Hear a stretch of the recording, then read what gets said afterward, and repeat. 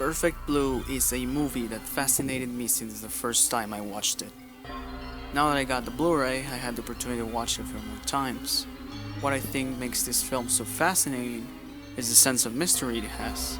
If you're an average moviegoer, you'll probably think this movie makes no sense, or you'll probably hate it because you didn't get what happened, but I think that's what makes this film so special. This movie was directed by the late Satoshi Kon, and it was also his first film. If you have seen other movies in his filmography, you'll see that it's kind of his storytelling style to have a blurring line between reality and fantasy. You don't really know what's actually real. Perfect Blue is a movie that can be interpreted in so many ways, as it tackles so many different themes. The director himself has stated that even his own interpretation is not the absolute truth, and he was okay with people having different opinions on what actually happened in the film. So this is my own interpretation of the movie, ladies and gentlemen. Keep in mind that I've watched and read some really interesting analysis of the film and Satoshi Kon's lectures, which are included in the Blu-ray, and I still want to hold my own interpretation. So here it is.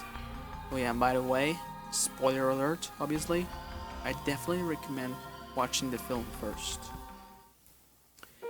Something interesting the director said during one of his lectures is that the opening of a film pretty much has to tell everything. Perfect Blue opens with what looks like a Power Rangers episode and is quickly revealed to be just a stage play. You might ask, how is that this opening sequence tells you everything about the movie? Because this is basically the movie trying to tell you that you need to get used to that, as you'll constantly not know what's real or not. This is something that happens frequently in the movie. You have one sequence of something happening only to then reveal that it wasn't what was really happening. That blurring line between reality and fantasy is seen from the first frame of the film.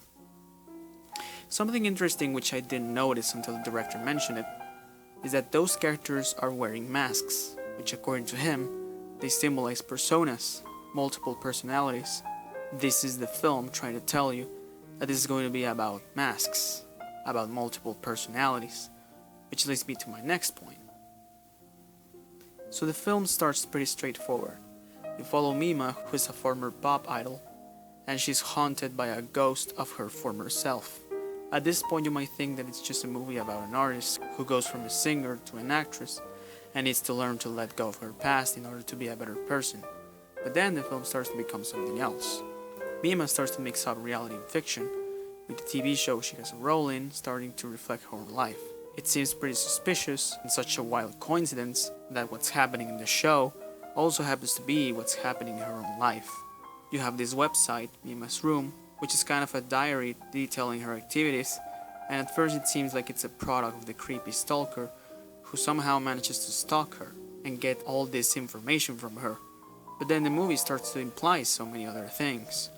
There's this sequence in which the doctor character from the TV show explains that her patient, who's played by Mima, has dissociative identity disorder, and it's just a delusional woman who pretends to be the real Mima, and also thinks she's on a TV show. That gave me an idea of what the film is actually about. Of course, later on, we have the ending, which needs to be analyzed carefully. Rumi appears to be the virtual Mima persona that has been haunting the real Mima for the entire film. In the end, Rumi is sent to what's presumably a mental hospital where she's having a therapy. So what if the film is just about a random delusional woman who has dissociative identity disorder, who thinks her life is a TV show, and pretends to be the real Mima? Probably the creepy stalker, Mimania, is one of her personalities too. It's her toxic fanboy personality who thinks she's protecting the real Mima from the people that harm her and tarnish her reputation. She kills a screenwriter who wrote a graphic rape scene in one of the shows she acted. He kills a photographer who took pictures of her in an erotic way. She pretty much kills everyone who has damaged her pop idol image. The fictional mental hospital scene also mentions that she was raped in a club. This could probably be true, whether she was actually raped in a strip club, but in her mind she thought that she was in a TV show and it was all simulated. This sequence feels important because it could be interpreted as something that's happening in real life, though it's shown to be something fictional. However, take my interpretation with a grain of salt, because I think this particular line can contradict what I just said. It's clearly a real Mima who's saying that, So is she referring to Rumi? Is she trying to imply that Rumi was the delusional woman and was also her former manager? If that were to be true, then it would be weird that a person with mental issues was her manager at some point. Why would the real Mima go to visit a mental patient who pretends to be her, one of her former managers? Or is it just an allegory of how she finally assumed one identity instead of multiple ones? What if this is also not real? What if she still isn't the real Mima and is still the same delusional person? After all, Rumi was badly injured, and we could say that she died. We could say that personality of her died. It's never really clear, but that's what's fascinating about this movie. That was basically the intention. That's what the intro told us, that we will never know if what we're seeing is the real thing. Do we see the world with the same eyes as other people? Or you can just say the main character is Mima all along, and it's a movie about her falling into insanity as she's being haunted by her former self, the person she doesn't want to be anymore. Rumi, on the other hand, is disguised as Mima, killing everyone. That tarnishes her reputation, as she wants her to still remain as a pop idol. In the end, she stops having the conflict with her former self, sends a delusional Rumi to a mental hospital, and finally accepts herself as an actress. That is more of a literal interpretation, and that's fine. I just try my hardest to interpret it in another way, because this movie never really explains what actually happened, and while in other movies that can be a detriment, in this movie is actually one of its strongest points. There are so many other interpretations of the film, and many of them are tied to other themes this movie tackles. The first is the internet. The movie basically came out at a time the internet was a new thing, and it's showing us that in the wrong hands, it can be a dangerous tool. The pop idol ghost of Mima hunting the real Mima is referred by the director as virtual Mima. This could be a representation of this commentary on the internet I just mentioned. It's showing us that anyone can use the internet to harm other people, and that's why virtual Mima is haunting the real Mima in the entire film. It talks about toxic fanaticism and idolization, which can be dangerous too. This is clear by what Mimania is doing the entire film. Of course, if you watch the film with logic, he's pretty much a representation of a toxic fanboy. It also talks about how disturbing and dangerous the acting workspace is for a woman, how actresses are treated as sex objects to please men, how male actors are fine, but female actors are basically humiliated and reduced to simple objects for male consumption. All that is what makes Perfect Blue terrifying. Not a jump scare, not a monster, not a haunted house, but all these disturbing things Mima has to pass through. Just like so many films, Perfect Blue excels at symbolism.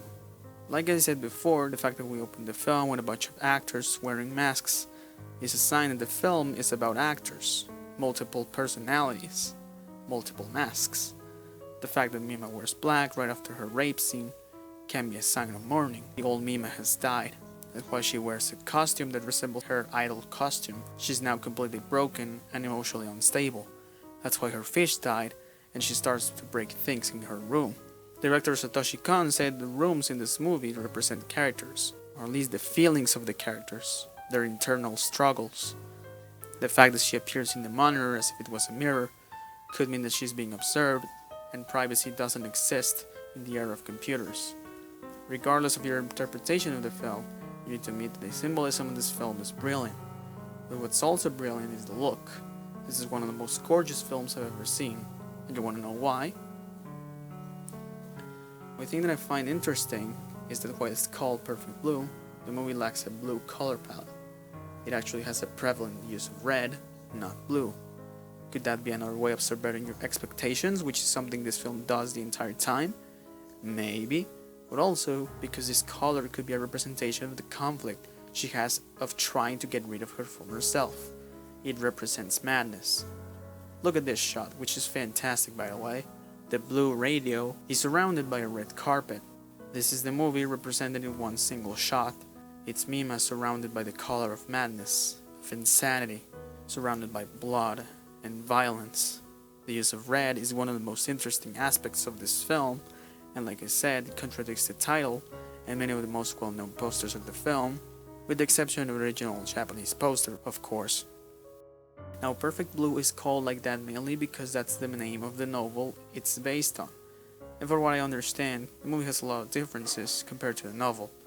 And the only thing that's actually perfect blue is the sky at the end, which it's debatably perfect blue, because nothing can be perfect. We don't even know if that final sequence is real, we don't even know if that's the real Mima, and we don't even know if that's the real sky.